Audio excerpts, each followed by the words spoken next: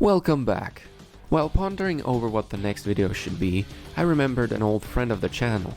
The graphics card that in its prime time was the budget king amongst AMD and Nvidia brethren. Following in the success of the legendary GTX 750 Ti and improving upon the GTX 1050, the one and only GTX 1050 Ti.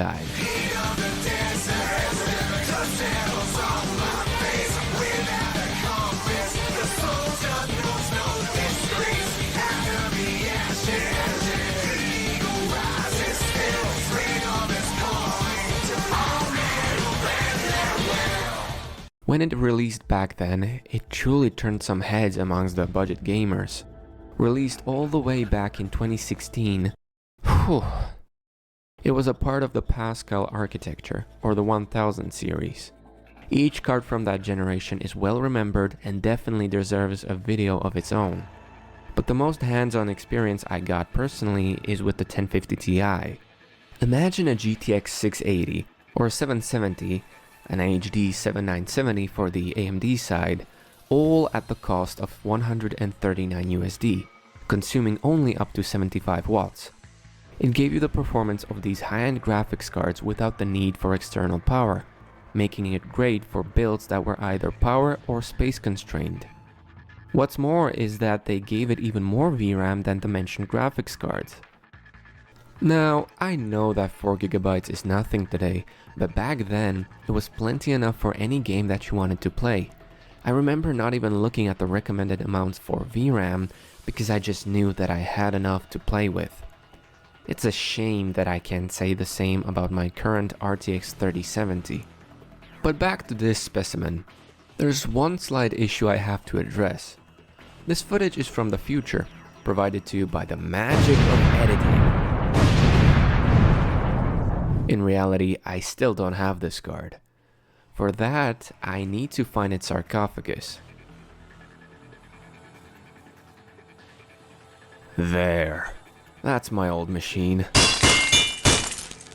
So, you might wonder what led me to abandon this PC and leave it in such a terrible shape. While I dismantle this corpse, I'm going to tell you a short story about this build. When I was still using this back in early 2023, I planned on moving to a self-built PC since the nature of this custom PC was limiting me, from the proprietary power supply to its lockdown and weird motherboard, not to mention the very small case. So I moved everything I could to the new case and bought everything that was still missing.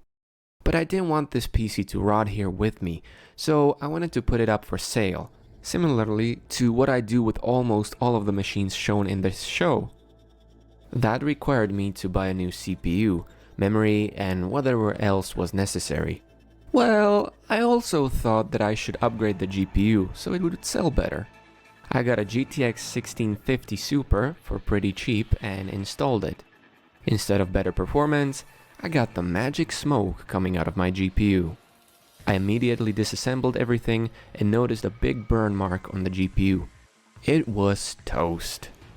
Thankfully, it was still covered by the warranty, so I was able to get my money back. What I wasn't able to get back was this computer. The GPU must have taken the motherboard or the PSU with it. I never fixed it, and it stayed in this state till now. There we go. Here's the GPU. Now I can return you to the PC graveyard, where you'll be for who knows how long. Now you'll notice that this GPU seems pretty small, even for other GTX 1050 Ti's. Well, HP thought that they can cheap out on the design, cooling, and power delivery of the GPU. The design part I get. It was in a case that didn't have a glass side panel, so you wouldn't ever see it. But the cooling? Come on, guys. And the power delivery. It creates so much coil whine, it's as if it was a 400 watt GPU. But oh well, it might not be the sexiest version of the 1050 Ti, but it should still represent what all of the cards are capable of. You can come across one of these for around 10 to 20 euros today. Which begs the question, in 2025, it would be pretty boring to just revisit the card with games from its time, So instead, we're going to check out some titles that will stress it out as much as possible, but also we'll take a look at some lighter esports titles to give it a fighting chance. We'll also see if you can still play with 4 GB of VRAM. Also, the footage you see here was captured using the GPU itself. The final statistics were taken in a separate run while it wasn't recording, meaning that the results should be as accurate as they can possibly be. With all of that mentioned, let us begin.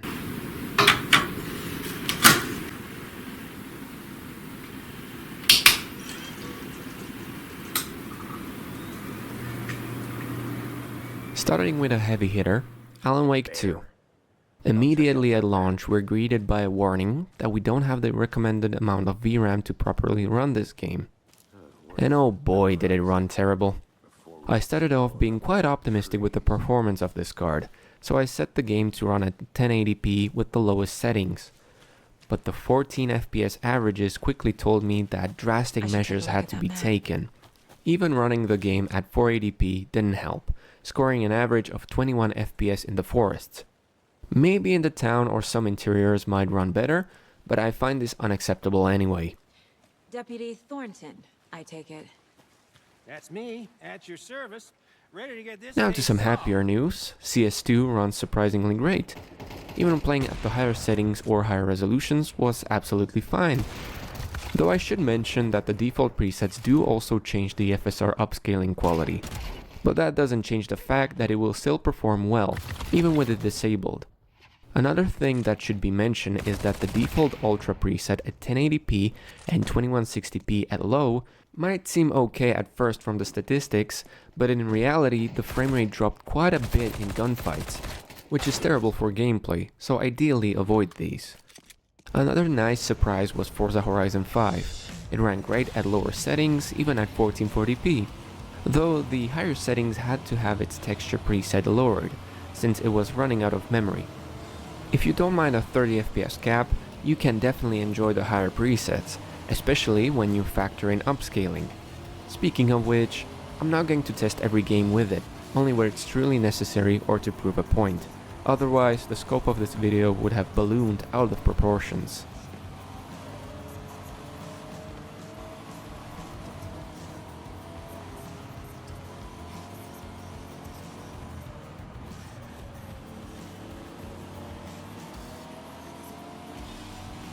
God of War Ragnarok is a title that at launch required 6 GB of VRAM, otherwise it would refuse to launch. While there were ways to circumvent the requirement, they thankfully removed it from the game in later patches. But I understand why the requirement was there. At 1080p low, windowed, since full screen didn't allow me to change the internal resolution, I got a 33 FPS average, dipping lower when moving to new areas. Though getting 60 FPS was a struggle, going down to 720p with the balanced TAA preset, it got around 55 FPS average. So, playable frame rates, but at what cost? Helldivers 2 was a weird one. For some reason, in the ship it behaved normal, but as soon as I would get into a mission, the time would slow down. I couldn't sprint, and I couldn't use my stratagems. Gameplay-wise, it's already losing points for me. Anyway, surprisingly it ran great. At 720p low, it achieved 68 FPS. It was even quite playable at 1080p with 45 FPS. Though as soon as you go up to medium, with the textures set to low, it would drop down to 26 FPS. With the lower settings, I think you can definitely have an enjoyable experience.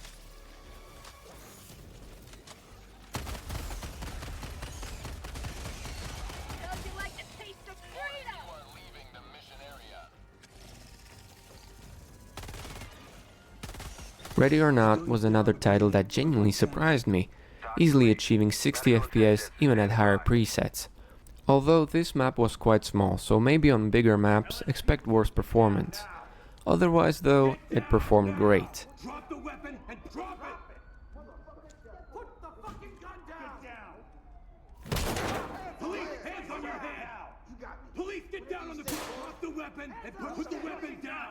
Get down and keep your Now to some heavy hitters again. Silent Hill 2 Remake. Getting a playable 30 FPS was achievable at 720p low without upscaling. What was surprising was being able to hit 60 FPS, though the image quality looked something like this, using the FSR performance preset at 720p.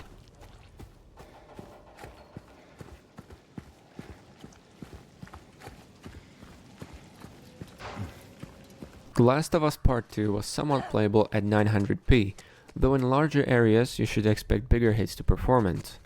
For those seeking 60 FPS, even the Ultra Performance preset didn't save this title, but it surely works fine at 30 FPS.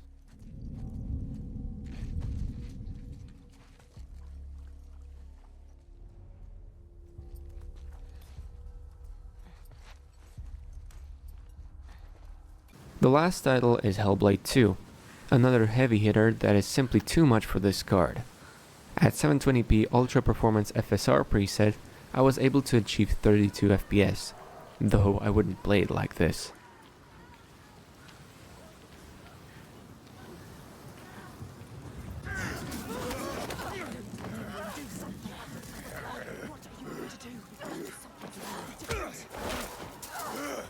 So, is it still viable in 2025?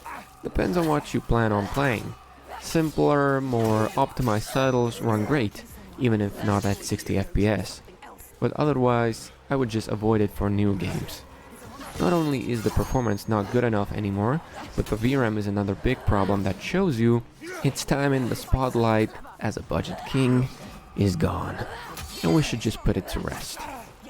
Nvidia plans on doing that for us anyway. But there are alternatives, like the RX 6400 or the A2000, or even something from Intel. But that's all from me. Hope you enjoyed this overview into the performance of this card. If you want to support me, drop a like and subscribe. If you have any questions, write them down below in the comments.